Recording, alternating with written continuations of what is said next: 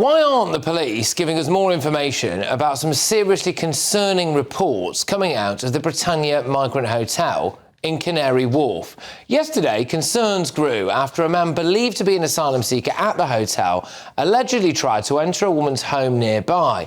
But some people said that they thought he'd been chased there, apparently. He'd sought refuge there because he was being chased by people. Onlookers claimed that the man left the Migrant Hotel and attempted to just simply get into a lady's home. So what we've got there is conflicting information, haven't we? Well, now he's trying to cover his face, look. Please.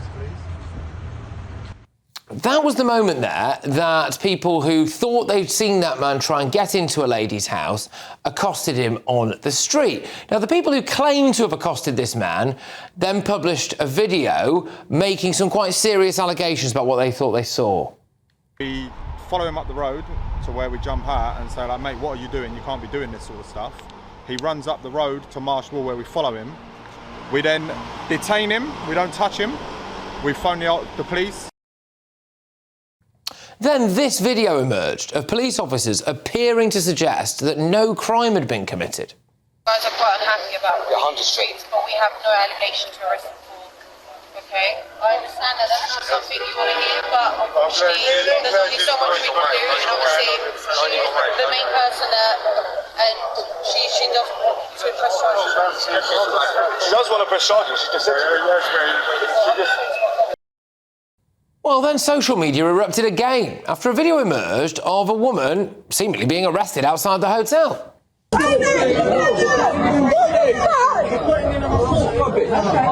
on you, man! Shame on you! There was another video that also appeared, which seemed to show a younger lady being nicked on top of that. So, look, it led to a lot of public anger, this, because for some people, it looked a lot like an asylum seeker who may have walked into someone's home was not arrested, whereas a woman demonstrating outside the hotel was arrested. Then this morning, the Metropolitan Police released this statement. They say, "We understand a man entered a property through an open door, having been followed by a group of men in the street. The man has not been arrested at this time, as our initial investigation has not identified any offences. We understand this is distressing for the occupants."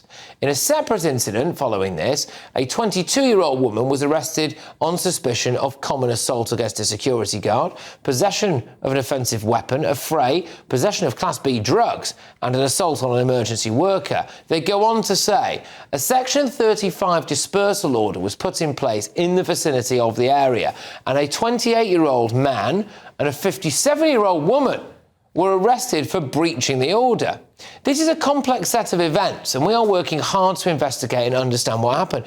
I must say, I find this all very, very odd, especially in the context of what police and the Home Secretary told us that we'd be getting yesterday. They said that we'd have more information about the ethnicity and nationality of a perpetrator if it was a high-profile case.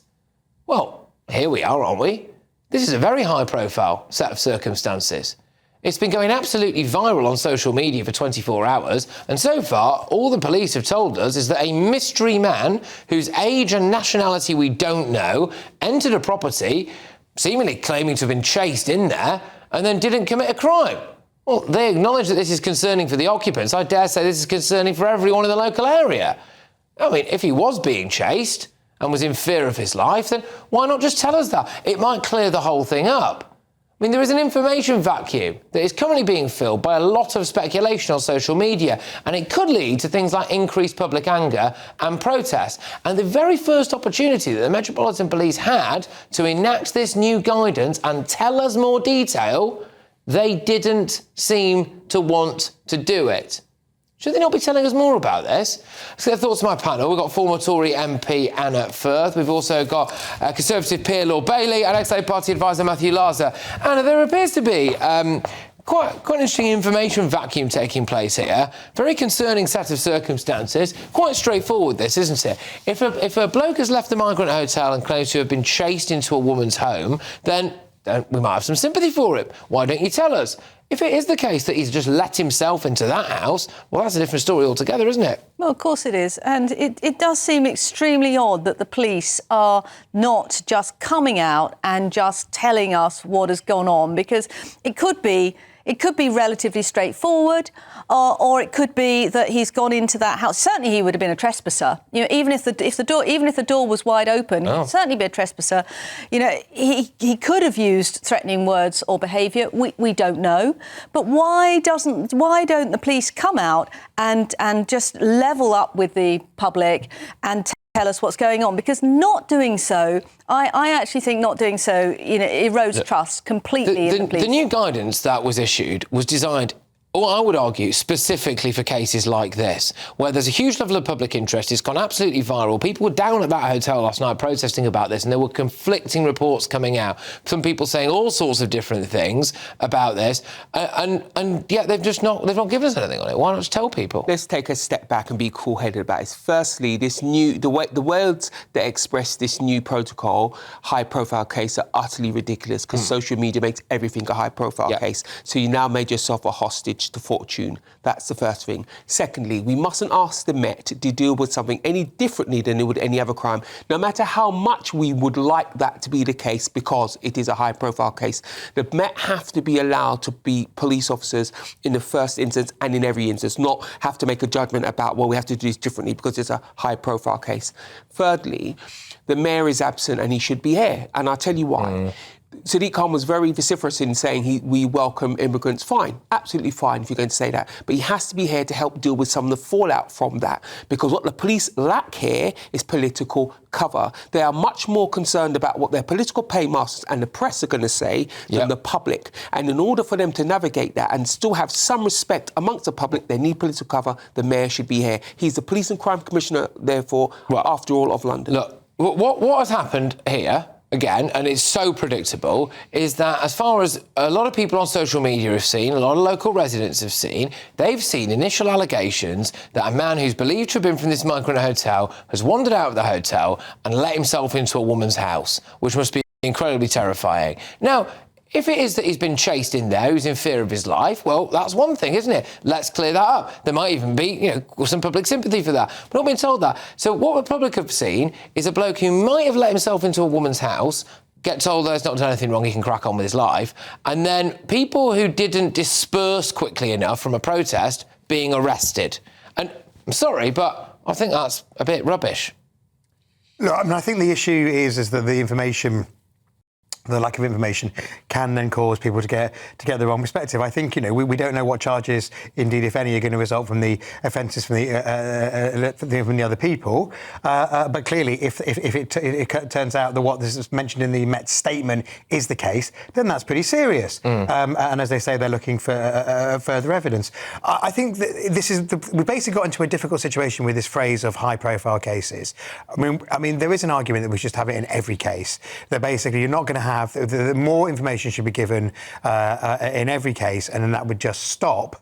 That would then give the police the cover they need, so they don't have to make a decision they don't have to make a judgment about whether every case is high profile or not, and then would give the public information. The wording of that police statement, and, you know, maybe I will stand corrected tomorrow, we'll have to wait and see, implied to me like they'd just parked the issue about this guy maybe walking into this woman's house. There was this line in that statement, I don't know if we can bring it up again, but it said on that statement that basically, you know, he was basically claimed that he was running in. Now, look, forgive me, I don't want to seem like I'm whipping something up here, because I'm really not meaning to, but if I had just wandered into someone's house and I got caught, I might claim to the police that I felt as though I'd been chased in there.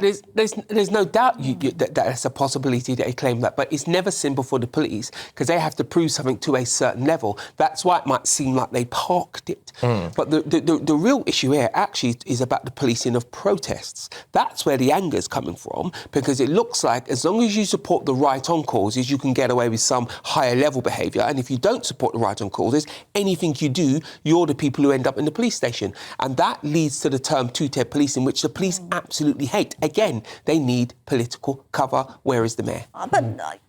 I sort of agree with that, but something doesn't add up here, because we've seen any number of high-profile cases over the years where the police will come out and say that an arrest has been made, or they're talking to somebody who is helping them with their investigations. There are all sorts of phrases that the police normally use. So why aren't they telling us what's going on here? And not to do so, it is clearly going to cause alarm. It's clearly likely to inflame tensions, which actually need to be, brought down.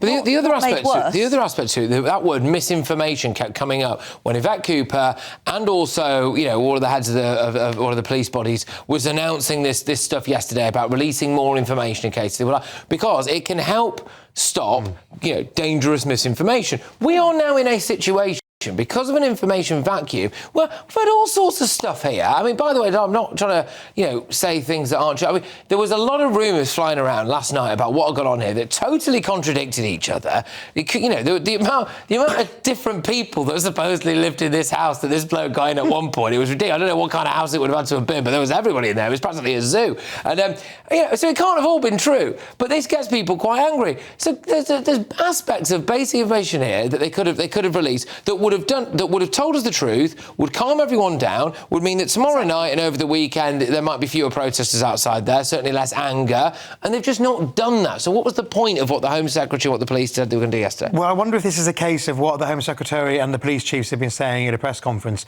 not feeding its way down to operational level. I disagree. I just be very clear. Yeah. No amount of information from the police was going to stop speculation and conspiracy theories. That's a fact. All it would have done was given some sensible people at least a touchstone around the truth.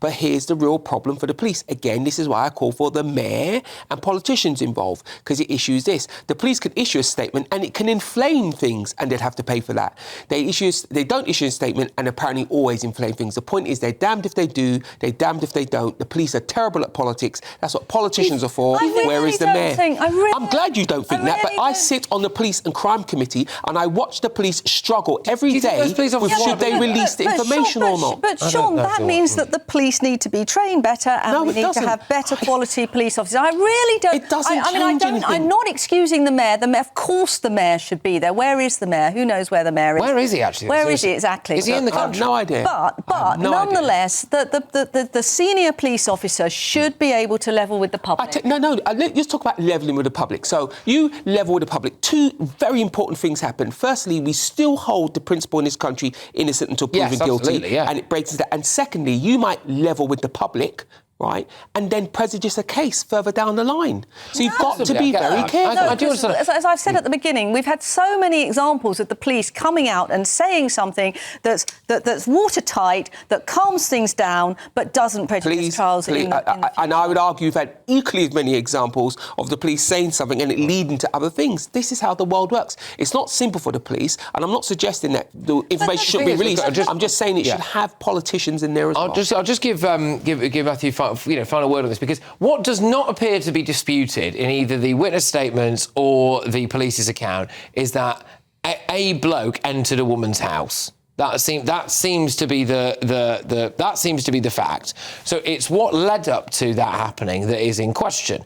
And until we know that, you are going to end up with people around that area either in a bit of fear, which some of them already are because of the illegal migrant hotel, or very, very angry about, in their minds, there's a bloke in there who let himself out of this hotel and he's just been trying to get into people's houses and women's houses and all that, which might not be true. It might be that he was running there. So why don't they just tell us? Why don't they give us the evidence? Why don't they say what it is? Because this information vacuum is ridiculous. Well, I think the information vacuum can't continue for very long. And I think the police in the statement say they want to look at the body cam footage, etc. I think what we need is updates at the soonest available opportunity once they've been able to review the extra footage. It can't, there can't be no follow-up. We need a follow-up. People in the area need to be reassured, as well as trying to take the flames underneath the protests down if the flames turn out not to be the case. Yeah. But so if we are going to give the police the benefit of wanting to get the whole picture, they need to give us the whole picture as soon as they can. Just finally on this, sorry, but quickly, I think it's important because I actually feel sorry for a lot of frontline police officers who are at these protests,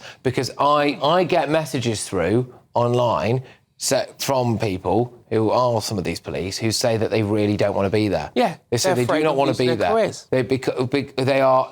They are not in favour of a lot of these migrant hotels. They're not in favour of the criminality, not saying this case specifically, but the criminality generally that we've seen from some of them, and that they do not like the fact that they have to go out there on the front lines and stand opposite people that they agree with and maybe sometimes arrest them for not dispersing quickly enough. They don't like it. But that's the whole, that is the key point, Patrick, that we haven't really discussed. This is a completely inappropriate place to have illegal migrants. It's, you know, it's in the middle of Canary Wharf, which is our preeminent financial district. That's a 4-star hotel that normally would be making £400 per night on those rooms, probably from people coming from abroad. They're making as much meetings. as that now. Yeah, but we're paying for it. I get it. I get it. I'm not in favour of it, but let's be clear, they're still making money. But that's the whole point. We're totalling our own economy. Instead of having foreign exchange coming in, we're spending our own taxpayers' money. I want to go back to this point about police officers. If a police officer agrees with what's going on, irrelevant. But what is relevant